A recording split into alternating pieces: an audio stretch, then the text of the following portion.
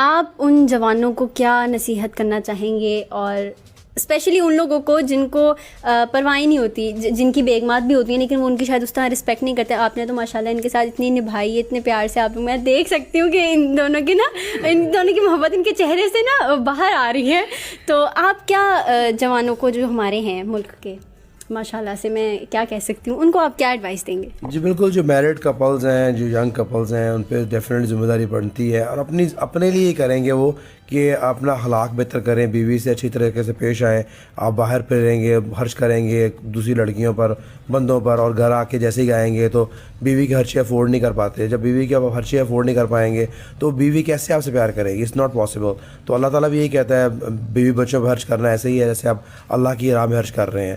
تو اس کو ضرور آپ کریں. بیسیکلی بیوی پرائرٹی دیں، بیوی بچوں کو پرائرٹی دیں، اور پھر باقی کاموں کی پرائرٹی دیں. پرائرٹی دیں گے تبھی بیگم آپ کو پرائرٹی دے